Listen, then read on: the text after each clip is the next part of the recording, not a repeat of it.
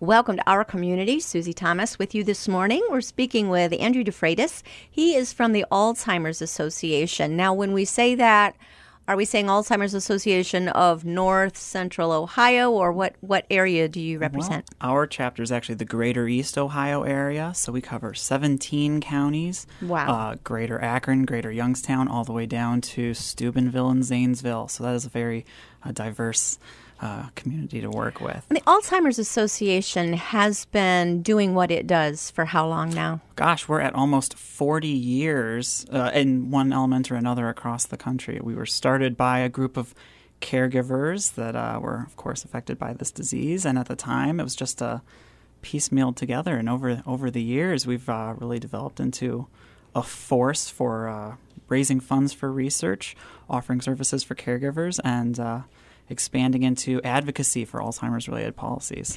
I can't think of too many other things other than maybe cancer, that when there's a caregiver and you find out about another caregiver, there's a bond automatically. I can see how something like this would be necessary for people who have been affected by Alzheimer's in some way.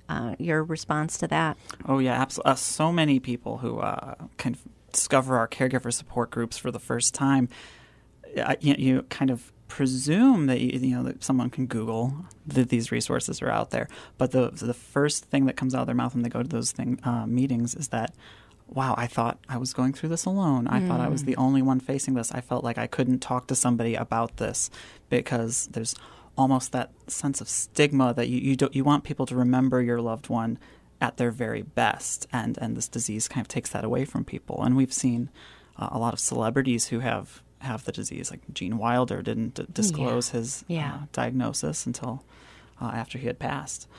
I know you've got lots of facts and figures. Let's find out before I really go too far into any one area, because I've got so many questions for you. Let's find out. Tell us, what do we know about Alzheimer's at this point? Well, Alzheimer's is the 6th leading cause of death in the country. Over 5.5 million Americans are living with the disease, over 210,000 here in Ohio. And we still have no method of prevention, treatment, or cure. The 6th leading cause of death. And let me stop you right there. Okay, first of all, very discouraging that there's no cure or prevention, and knowing exactly what the cause is. But cause of death, I think of Alzheimer's as losing your memory, but do other functions shut down as well? Sure, it's encompasses all of the brain. In some ways, it almost, you forget how to swallow, and then that affects your ability to eat. And then once you're in a facility, your experience really goes downhill from there. Of course, every experience with Alzheimer's disease is different. Some people can kind of descend very quickly. Others live for 10 plus years with the disease. And of course, over those 10 plus years, the expenses associated with having the disease increase. Of course. I think many of us are shocked when we hear of a young person diagnosed with Alzheimer's. And by young, I'm going to think 40s or 50s. That just sounds stunning to me. Right. And we know nothing about, is it hereditary, or do we have any idea? As a chronic disease, we have theories that genetics plays a role in it, that we know, of course, that age is the leading factor in it, and that as you get older, your chances of getting it increase. Of course, like you mentioned, there are instances of early onset Alzheimer's disease, and over the years, the research funding that things like our Walk to End Alzheimer's and our other fundraisers have gone to, our research is getting to the point where we can diagnose a bit earlier in life. I know one of our conferences, the test is there to see that you might get the disease down the line as early as age 28. Really? Of course, nobody's doing that test at age 28 because nobody's worried about getting Alzheimer's disease at age 28. But our ability to detect it is getting better, and diagnosing it is getting better. At one point, the only method of diagnosing Alzheimer's disease was after death. And at this point, we're getting much better at diagnosing it, and our figures and our numbers are getting more accurate as a result. You see medication that seems to not prevent it or cure it, of course, but maybe stave off the symptoms longer. Your take on those? Yeah, that's where we are right now, that there are medications that can lessen the symptoms, but they're not lessening the underlying disease. They're not preventing anything. They're not treating it. They're just making some people's lives a little bit better for a little bit longer. And a lot of times those don't work on everyone. Every instance of going through the disease is a little bit different, and that's one of the reasons that the association has a clinical trial program that we try to encourage as many people to get involved with as possible as well. Do more people have Alzheimer's now, or do we just diagnose it better? Well, it's a slight combination of the two. We are getting much better at diagnosing it, and we're recognizing that memory loss is not just a natural part of aging. Memory loss is something you should speak to your doctor about. In addition to that, the baby boomer generation is reaching the age where the disease is most likely to start showing up. So yeah, as that generation hits that point, the number of individuals with Alzheimer's disease is expected to increase significantly in the years ahead, and as a result, the costs associated with it. Yes. All right, let me get back to the facts and figures. Tell me what else we know about Alzheimer's. All right, well, so first of all, annually, the Alzheimer's Association nationally produces a facts and figures report. And in our 2017 facts and figures, some information we've noticed is that like I mentioned, more than 5 million Americans are currently living with the disease. And by those estimates, by 2050, we're expecting about 16 million Americans will be affected by the disease. And that's right now, every 66 seconds, someone in the United States develops Alzheimer's or related dementia, and we work with all of those. Dementia is kind of the umbrella term. Alzheimer's is 60 to 80% of the dementia cases. You mentioned that one of the things that the Alzheimer's Association does is really come alongside caregivers and provide support for them. What kinds of support is available for caregivers? Well, like I mentioned, we have over 30 caregiver support groups helping people realize that they're not the only person going through this, because everyone's story is a little bit different. I've attended a caregiver support group here in the Canton area where one person started their story of how their loved one was becoming abusive, not because they wanted to, not because they have an abusive personality, but because the disease was affecting the way their brain worked. And once one person kind of started working through that process, everyone else kind of had a story, and being able to connect with others about that and share similar strategies, coping strategies, is very helpful. Does it? Is it helpful to just talk about it with other people? I think that's the start, and if for no other reason, then it's helping to raise awareness of the disease. Like I said, a few years ago, we weren't able to diagnose it almost because of that stigma. As awareness becomes more common, we're able to get our message out. Including these facts and figures. The personality change you mentioned is really something. I'll just use the example of a sweet pastor's wife. They've been married almost 70 years.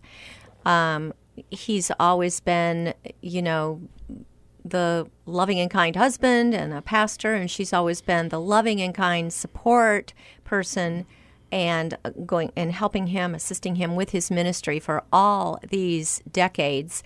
She was recently diagnosed with Alzheimer's, and suddenly she has become very verbally, you think, where did that come from? An angry person. That's not her personality. That's not who she is. Do we know why the personality change? Of course, that we're dealing with the brain. Well, yeah, we don't know exactly why. There's a lot of science that we're still trying to work our way through.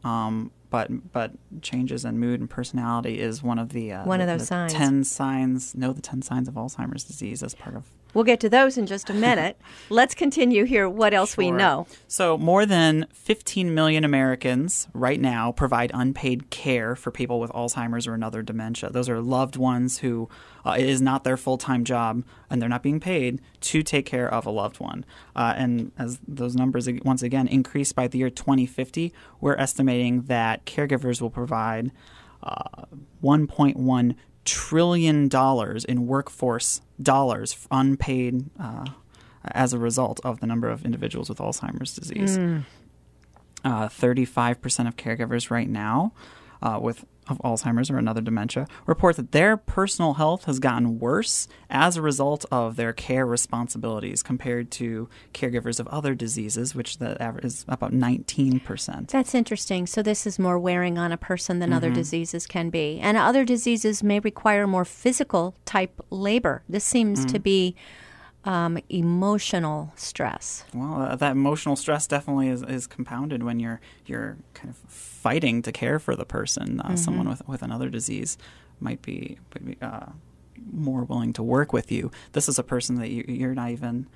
They may not even admit that they have the disease in the moment or be aware that they have the disease in the moment, and that resistance can be very stressful. That's one of the studies that the association has been working on. In addition to clinical trials with individuals with the disease, we have clinical trials that take into account caregivers and the stress levels they're going through. And that's one of the reasons. One of our major support services are for caregivers in addition to those with the disease. And then there's another health concern. And as you're talking about the cost of health care, now you have two patients rather than just one. Exactly.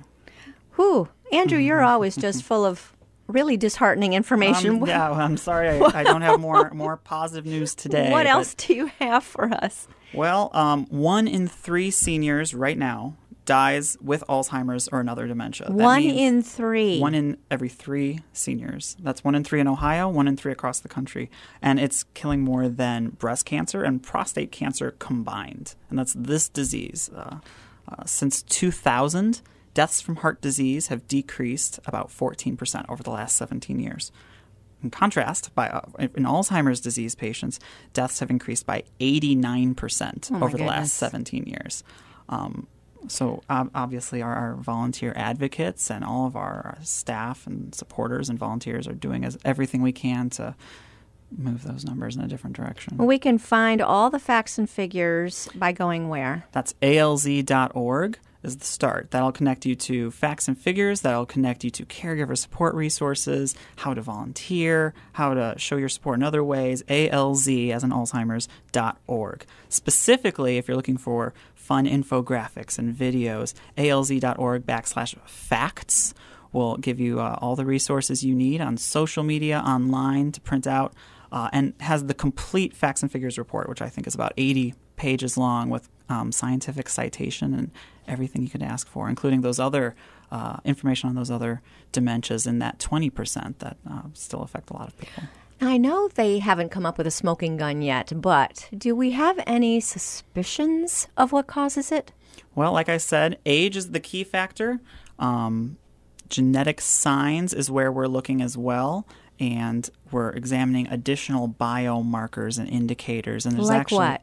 Well, in the facts and figures, there's actually a review by some of our chief scientists out of Chicago of some more details that we're still examining, but that research is just getting started. We're really, compared to a lot of other diseases, we're behind the curve we would like to be, where we would like to be. So, like I said, alz.org /facts. We see all kinds of brain exercises.